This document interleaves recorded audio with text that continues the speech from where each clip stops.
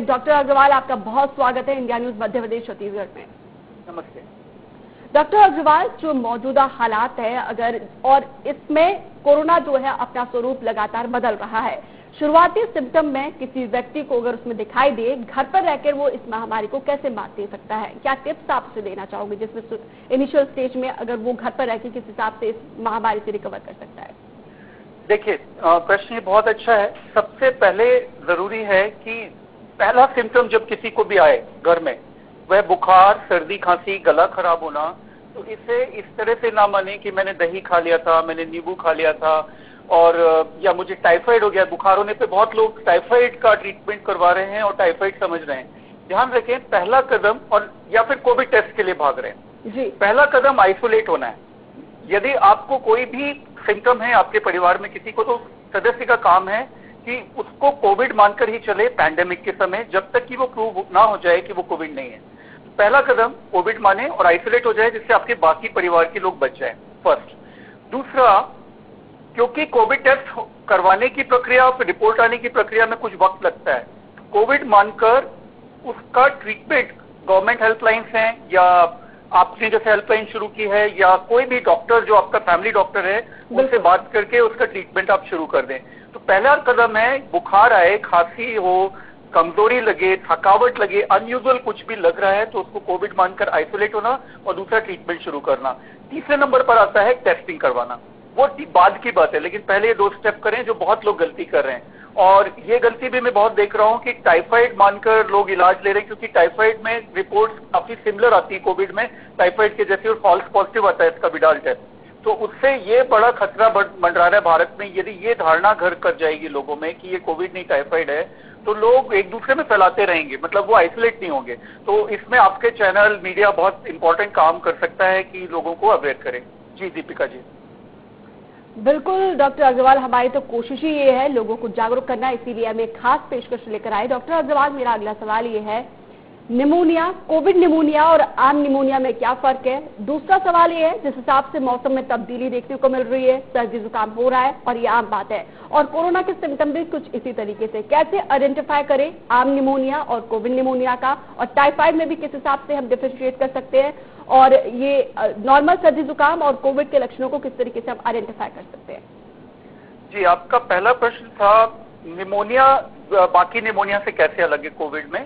तो कोविड में जो निमोनिया होता है वह माइक्रो क्लॉटिंग्स की वजह होता है, वायरस की वजह से छोटे छोटे क्लॉट्स बन जाते हैं फेफड़ों में, और बाकी निमोनिया में अलग मैकेनिज्म है डैमेज का, इन्फ्लेमेशन की वजह से होता है। अब इसमें क्लिनिकली जो मतलब पेशेंट में जो लक्षणों में दिखता है वह इसमें साइलेंट हाइपोक्सिया, जो आप सुनते होंगे, ये शब्द आपने सुना होगा। बाकी निमोनिया में क्या होता है कि तेजी से सांस बढ़ती है, खांसी बहुत होगी, चेस्ट से आवाज आएगी, ये सब चीजें कोविड में नहीं होती हैं, और इसी चक्कर में लोग बुद्धू बन जाते हैं। और शुरू में जो आप बहुत डेथ सुन रहे थे वुहान वगैरह में जब कोविड आया था, तो लोगों को, हमें साइंटिस्ट को, डॉक्टर्स को नहीं पता था ये हो क्या रहा है। होता यही था कि वो लंग में निमोनिया पूरा फैल जब तक नहीं जाता है, व्यक्ति को ज्यादा तकलीफ महसूस नहीं होती कोविड में। और जब वो इस स्तर पे आ जाता है कि जब ऑक्सीजन का स्तर डाउन होने लगे, तभी उसको फिर वो घबराहट और टैकीकार्डिया, जिसको धड़कन बढ़ना, सांसें बढ़ना, तब शुरू होता है।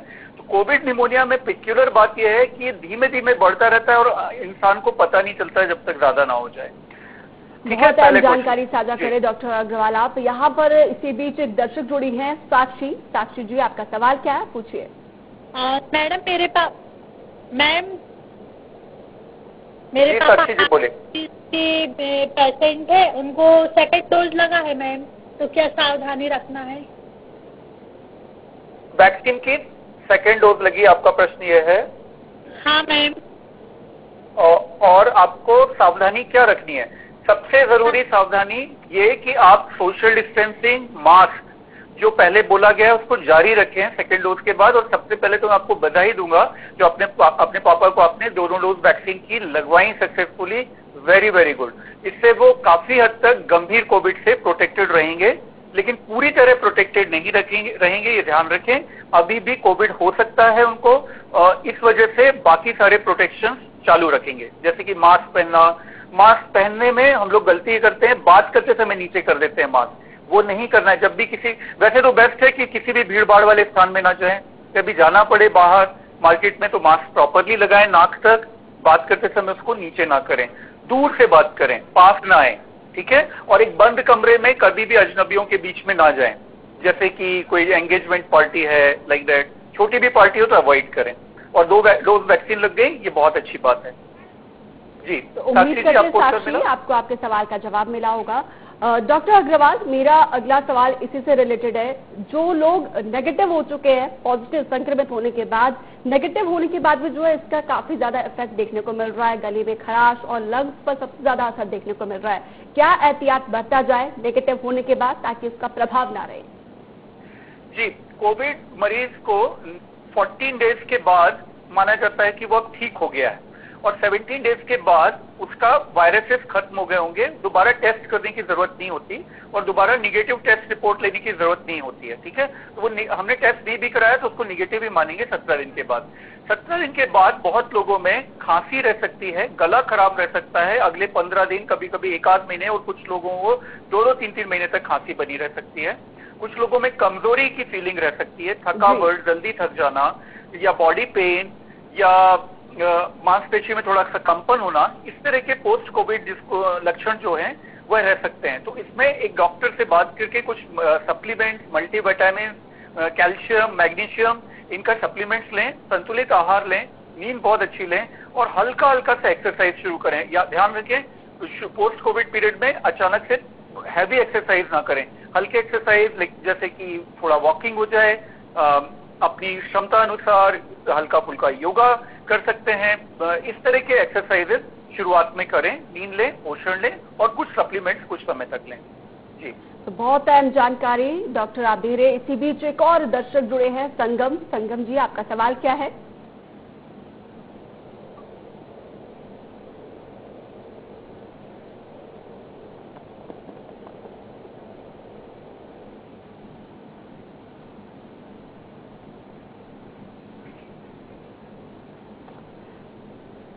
डॉक्टर अग्रवाल, मेरा अगला सवाल ये है, जैसे कि इस महामारी से लड़ने के लिए हमें अपनी इम्यूनिटी को स्ट्रांग रखना बहुत जरूरी है, और जैसे कि डॉक्टर्स का ये कहना है कि इम्यूनिटी जो है ओवरनाइट नहीं इसको हम स्ट्रांग रख सकते, इसके लिए काफी टाइम लगता है, इसका एक अपना प्रोसेस है।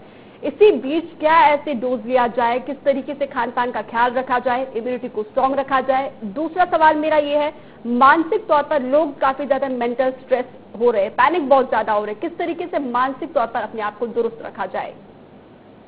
जी, पहला सवाल करते हैं इम्यूनिटी वाला, आपका अच्छा प्रश्न। इम्यूनिटी का देखिए ऐसा है कि 3 मेजर प्रिंसिपल हैं इम्यूनिटी के लिए। वह है अच्छा पोषण। अच्छा पोषण का अर्थ है संतुलित आहार जिसमें सब कुछ हो, प्रोटीन, कार्बोहाइड्रेट, मिनरल्स, विटामिन, जो कि हमारी भारतीय डाइट में यदि हम प्रॉपरली लें तो होता है। दूसरा अच्छी नींद, और तीसरा एक्सरसाइज, जिसे लोग इग्नोर करते हैं। यदि ये 3 चीजें आपकी जिंदगी का हिस्सा है तो कोविड या अन्य समस्या, जिंदगी की जो भी बीमारियां हैं वो उनकी संभावना कम हो जाती है। और पानी ज्यादा पिएं, हाइड्रेशन अच्छा रखें। तो इम्यूनिटी के 4 प्रिंसिपल्स हैं, इनको ध्यान में रखना चाहिए, ठीक है। दूसरा प्रश्न क्या था दीपिका जी आपका? दूसरा क्वेश्चन मेरा ये था, डिप्रेशन, मेंटली किस तरीके से अपने आप को स्ट्रांग रख सकते हैं? लोग डिप्रेस हो रहे हैं। देखिए, जिन लोगों में चिंता की टेंडेंसी ज्यादा है, जल्दी चिंतित हो जाते हैं, तो मैं उनको तो यही सलाह दूंगा कि वो निगेटिव न्यूज या बहुत ज्यादा कोविड से संबंधित न्यूज ना देखें, लेकिन कोविड से संबंधित वैज्ञानिक चीजों को पढ़ें और देखें, लेकिन न्यूज से थोड़ा सा दूर हो जाएं। और यदि उनकी कोई डिप्रेशन की दवा पहले से चलती है तो वो लें। एक्सरसाइज खुद अपने आप में एंटी डिप्रेसेंट और संबल देने वाली चीजें को जरूर शामिल करना चाहिए, एक्सरसाइज को और अच्छी नींद को। अच्छी किताबें पढ़ें। आजकल लॉकडाउन में लोग अंदर बंद हैं तो अपने फैमिली को ज्यादा समय दें। परिवार के साथ समय बिताने से काफी सारी मानसिक समस्याएं कम होती हैं और एहसास ही नहीं होता एक्चुअली दुख का। तो परिवार है, बच्चे हैं, उनके साथ खेलें। इंडोर गेम्स खेले जा सकते हैं इस समय, यदि बाहर खेलना संभव नहीं है तो चेस सीखें, कुछ सीखना शुरू करें लॉकडाउन के साथ। मैं जैसे कुछ चीजें सीखता हूँ, तो ये जब हम खाली होते हैं तो कुछ सीखना अच्छी बात होती है। सीखने से जो लोगों को सीखने की आदत होती है जिंदगी में कुछ ना कुछ, वो जल्दी से डिप्रेस नहीं होते। यानी कि एक अच्छे दिनचर्या का होना बेहद जरूरी है। तो इसी बीच एक और दर्शक जुड़ी है, सपना जी, आपका सवाल क्या है? हेलो। हेलो जी, बोलिए। Good afternoon, good evening ma'am.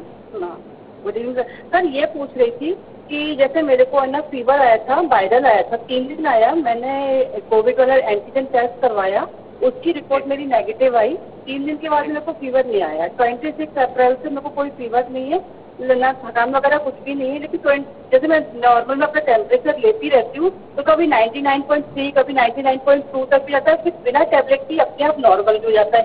तो इसको मैं फीवर मान के चलूँ या नहीं सर? आपको फील कैसा होता है? फीवर जैसा फील होता है उस समय या नहीं फील होता है? आपको अच्छा लगता है? नहीं, फीलिंग तक फीवर जैसी नहीं होती है, थकान होती, लेकिन फिर मैं अपना रूटीन में लेती रहती हूँ। आपको कितने दिन पहले पहला सिम्टम हुआ था? मेरे को सर ना ये ना 22 अप्रैल के लगभग मेरे को फीवर आया था।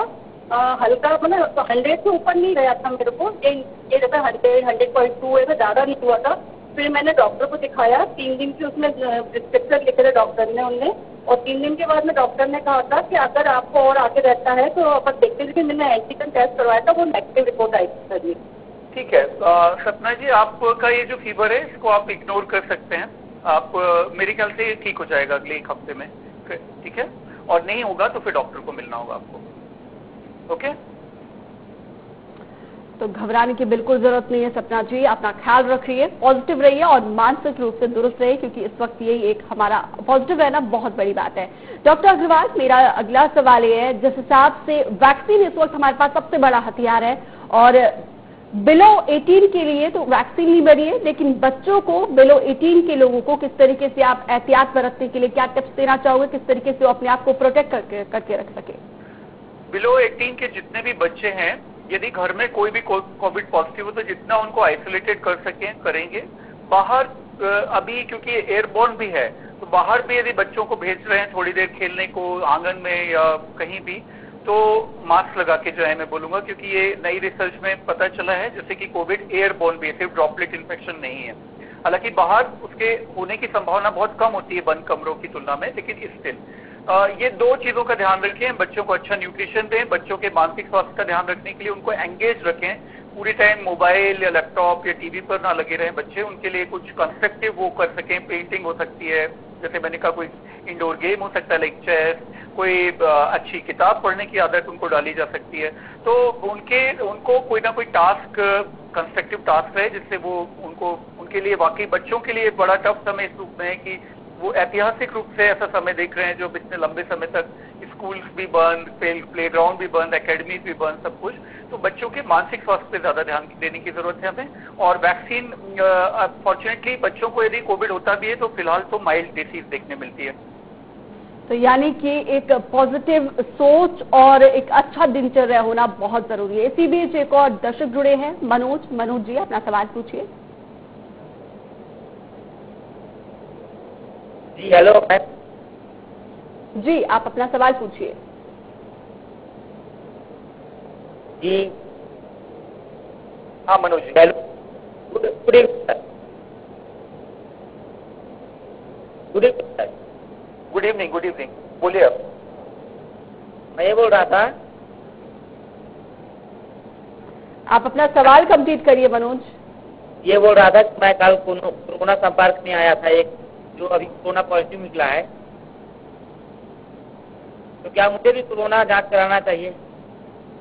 ओके, अच्छा प्रश्न है आपका। नहीं मनोज जी, आपको अभी कोरोना टेस्ट की जरूरत नहीं है कुछ भी करने की। यदि आपको कोई सिम्टम्स शुरू होते हैं तभी इस टेस्ट की जरूरत होगी। लेकिन मैं आपको ये सलाह दूंगा कि अपने परिवार में आप यदि अलग रहें, मतलब अलग कमरे में रहें, आइसोलेटेड हो जाएं, जिससे कि इनकेस यदि आपको 4-5 दिन बाद सिम्टम्स शुरू होते हैं तो बाकी लोगों को ना लगे। आपको कोरोना हो सकता है ना लगा हो, और लगा हो इनकेस तो आप दूसरों को बचा सकें उससे, ठीक है? फिलहाल की स्थिति में आपको टेस्ट नहीं कराना है। यदि सिम्टम्स शुरू होते हैं तभी टेस्ट कराना है, नहीं तो नहीं। तो उम्मीद कर सवाल का जवाब मिला होगा। डॉक्टर अग्रवाल, मेरा अगला सवाल ये है, जैसे कि पहले तो लोग वैक्सीन लगाने के लिए तैयार नहीं थे, अब वो तैयार हो गए तो उनके मन में बहुत सारे सवाल है, बहुत सारे संशय है।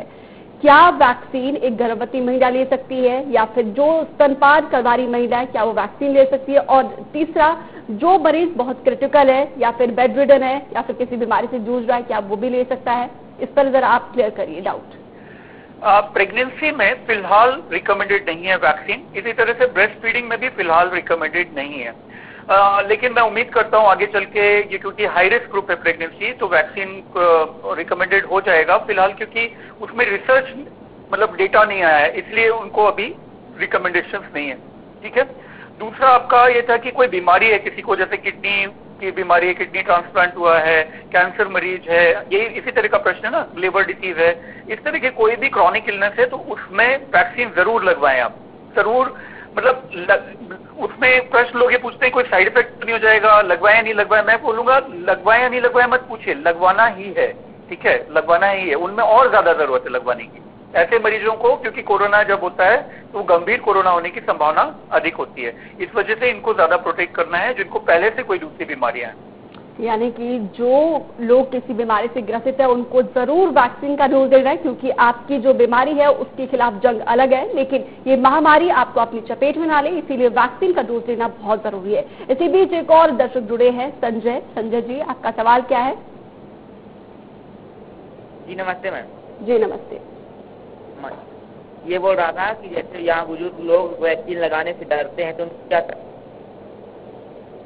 उन्हें ऐसे प्रोग्राम दिखाएं, समझाएं उन्हें। ये प्रोग्राम दिखाइए कि डॉक्टर ने इतना स्ट्रांगली रिकमेंड किया हुआ है। बुजुर्ग में हमारे प्रधानमंत्री हैं, वो भी तो बुजुर्ग ही हैं कहलाएंगे, उन्होंने खुद वैक्सीन लिया हुआ है। यदि वैक्सीन गलत है तो प्रधानमंत्री खुद क्यों वैक्सीन लेंगे? जो इतने सेलिब्रिटीज हैं, वृद्ध हैं, अमिताभ बच्चन जैसे, सबने वैक्सीन लगवा रहे हैं सब लोग, और वैक्सीन से उनको डरने की बिल्कुल जरूरत नहीं है, कोरोना से डरने की जरूरत है इनकी। तो बिल्कुल घबराना नहीं है, क्योंकि हमारे वैज्ञानिकों ने युद्ध स्तर पर इसे तैयार किया है। ना जाने कितने फेसेस इसका ट्रायल किया होगा तब जाके इसको अप्रूवल मिला है। और बिल्कुल घबराना नहीं है, क्योंकि इस वक्त सबसे बड़ा हथियार हमारे पास वैक्सीन है। वैक्सीन का डोज अवश्य लें, हमारे लिए एक संजीवनी का काम कर रही है। इसीलिए इंडिया न्यूज बार बार यही अपील कर रहा है, जो एलिजिबल है वो जरूर वैक्सीन का डोज ले। डॉक्टर अग्रवाल, मेरा अगला सवाल ये है, जिस हिसाब से ये महामारी पीक पे है और इसका वेरिएंट जो है बदलता आ रहा है, और चिंता की बात यह है कि ये ट्रेन युवाओं को अपनी चपेट में ले रहा है और इसका सीधा असर हाथ पे पड़ रहा है। किस तरीके से युवाओं को बचाया जा सकता है? युवाओं को खुद बचना होगा, उनको जिम्मेदार बनना होगा। मैं अपनी कॉलोनी में देख रहा था, कुछ लोग भीड़ लगा के खेल रहे हैं इस वक्त, गलत बात है। युवाओं को बहुत ही जिम्मेदारी, क्योंकि वो बात सिर्फ उनकी नहीं है, उनके घर में माता पिता हैं, अन्य सदस्य हैं, बच्चे हैं, तो इसमें जिम्मेदारी। और सबको आज नियम पता है। नियम कुछ दिनों के लिए हमसे मानते रहे तो इसमें क्या अर्थ है? सिर्फ इतने सिंपल नियम है, दूर से बात करना है, सोशल डिस्टेंसिंग जिसको कहते हैं, मास्क पहनना है, सैनिटाइज करना है, ये 3 प्रिंसिपल तो हैं, और उसको युवा नहीं मानेगा। और हाँ, अब तो वैक्सीन भी आ गया है 18+ में, तो वैक्सीन में बढ़ चढ़ कर हिस्सा लें और वैक्सीन जरूर लगवाएं युवा। यानी कि बचाव में सुरक्षा है और अपनी सुरक्षा के लिए वैक्सीन जरूर लेना है। इसी बीच एक और दर्शक जुड़े हैं, भास्कर। भास्कर जी, आपका सवाल क्या है? डॉक्टर अग्रवाल लगातार बने हुए हमारे साथ। हाँ जी सर। जी बात। हाँ, मैंने जो 1 महीना पहले सर 1 महीना पहले जो मैंने ये कोविड का इंजेक्शन लगवाया था, तो इसमें क्या है कि 2 दिन तो थकान और बुखार रहा, इसके बाद ठीक हो गया, और फिर जो 15 दिन बाद फिर मुझे बुखार आया है, तो बुखार का इलाज करवाया सर्दी जुकाम और खांसी में, तो अभी इतनी ज्यादा कमजोरी हो रही है, तो इसके लिए क्या करूं मैं सर? आपको पहले डोज के कुछ दिन बाद बुखार आया, ऐसे ही हुआ? जी हाँ। तो ये संभावना है कि आपको कोरोना हुआ होगा, ठीक है। आप इस बीच एक्सपोज हो गए होंगे, क्योंकि वैक्सीन इम्यूनिटी देता है 2 डोज के कंप्लीट होके 14 डेज के बाद कंप्लीट इम्यूनिटी आती है।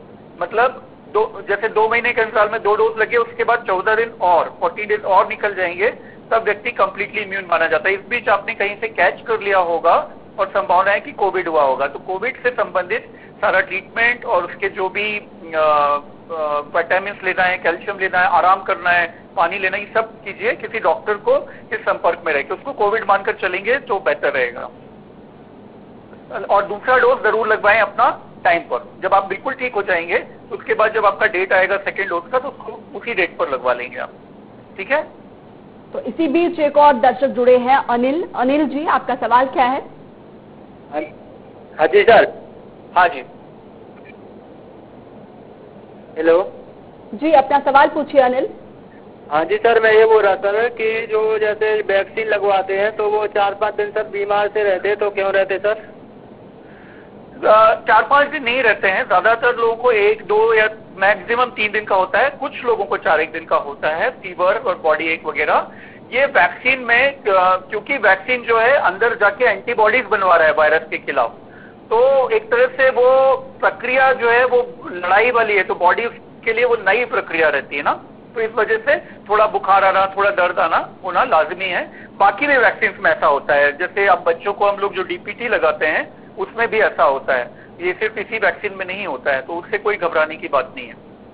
तो घबराना नहीं है अनिल, अगर हम कोई भी दवाई लेते हैं या फिर किसी बीमारी के लिए वैक्सीन लेते हैं तो थोड़ा बहुत साइड इफेक्ट हर एक बीमारी का रहता है, तो घबराना नहीं है, आपको मजबूती रहना, पॉजिटिव रहना और स्ट्रांगली इसको फेस करना है। डॉक्टर अग्रवाल, मेरा अगला सवाल ये है, जैसे कि देश में एक्सपर्ट कह रहे हैं कि हर एक राज्य में पीक अलग समय में आएगा, मध्य प्रदेश छत्तीसगढ़ में क्या माना जाए, पीक आ चुका है, निकल गया है या फिर आना है? देखिए दीपिका जी, ये बहुत ही अनप्रिडिक्टेबल है, ये तो साइंटिफिक मॉडल्स जो हैं उससे बस कयास लगा सकते हैं लोग। मेरा अपना जो परसेप्शन, जो मेरा कैलकुलेशन है उसका, तो उसके हिसाब से मैं ये मान के चल रहा था कि मई एंड तक हम पीक से फिर डाउन पर जाना शुरू करेंगे। पीक मई एंड तक आएगा और फिर डाउन धीरे धीरे होना शुरू करेंगे उन जगहों पर जहां पर ये ज्यादा फैल चुका है। जहां ज्यादा नहीं फैला है वहां अभी पीक उठता रहेगा। ऐसे तो हमारा जैसे मध्य प्रदेश छत्तीसगढ़ हम देखें तो हम ऑलरेडी ज्यादा की तरफ चल रहे हैं, तो मई एंड तक मैं उम्मीद करता हूं कि हम स्टेबिलिटी देखकर होके फिर धीमे धीमे डाउन होते दिखेंगे। और वैक्सीन का भी इसमें बहुत इंपॉर्टेंट रोल होगा कि कितने लोग वैक्सीन लगवाते हैं प्रॉपरली। तो बहुत अच्छी जानकारी आप साझा करें डॉक्टर। इसी बीच एक और दर्शक जुड़े हैं, मनोज जी, आपका सवाल क्या है? जी मैम, मैं ये बोल रहा था कि मैं 18+ ईयर का हो चुका हूँ।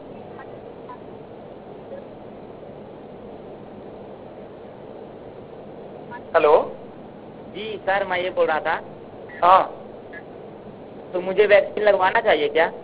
और क्या, आप ही के लिए तो वैक्सीन है, बिल्कुल लगवाना चाहिए। ये पूछना नहीं है, दूसरों को भी लगवाना है तुम्हें, दूसरे दोस्तों को, अपने भाई बहन जो भी 18+ हैं सबको बोलो कि लगवाना है। इसमें पूछना नहीं है, अब पूछने की फेज चली गई है, ठीक है। और खुश होना है, इतना बड़ा मौका है वैक्सीन का, इतनी मुश्किल से बना है, आप बिना कुछ किंतु परंतु किए वैक्सीन लगवाइए।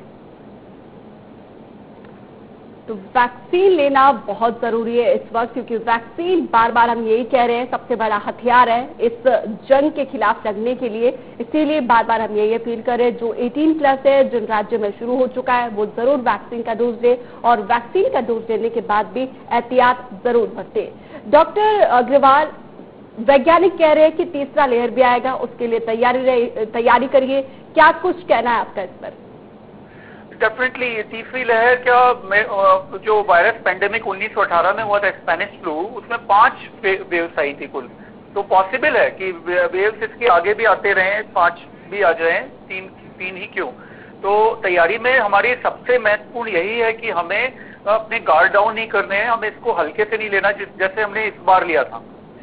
हमें जो प्रिंसिपल हैं वो वही रखेंगे, और अब हमारी सोशल डिस्टेंसिंग, मास्क, ये तो है ही, सबको पता है। तीसरा प्रिंसिपल इसमें जुड़ गया है, वो है वैक्सीनेशन, ज्यादा से ज्यादा वैक्सीन। जितना ज्यादा हम वैक्सीन लगवा पाएंगे उतना ज्यादा हम जो तीसरी फेज या चौथी फेज जो भी आए उसके प्रभाव को बहुत कम कर पाएंगे। और ध्यान रखें, जब बहुत लोग एक साथ बीमार नहीं हो रहे हो तो हमारा हेल्थ इंफ्रास्ट्रक्चर चरमराता नहीं है, और उसको हम बहुत सारी जानों को वैसे बचा सकते हैं। जब बहुत लोग, सेम कोविड यदि उस समय हो जब ज्यादा लोग बीमार नहीं हो रहे हो तो ढेरों लोगों को बचाया जा सकता है। और वही जब उस समय लोग कोई बीमार हो जाए, जब बहुत लोग बीमार हो रहे हैं एक साथ, तो फिर गड़बड़ है। तो यही करना है हमें कि एक साथ बीमार होने से बचना है किसी भी वेव में। तो यानी कि बचाव में ही सुरक्षा है, आपका अपनी जिंदगी, अपने परिवार की जिंदगी आपके हाथ में है। डॉक्टर अग्रवाल, आप हमारे मंच पे आए, आपने बहुत अहम जानकारी साझा की, दर्शकों के तमाम सवालों के जवाब दिए, इसके लिए बहुत शुक्रिया। तो ओपीडी सर्विस का हमारा मोटिव ये रहता है ताकि आप लोगों को बिना वजह घर से बाहर ना निकलना पड़े। आपके तमाम सवालों के जवाब के लिए हम ये ओपीडी सर्विस लेकर आए। तो फिलहाल के लिए इस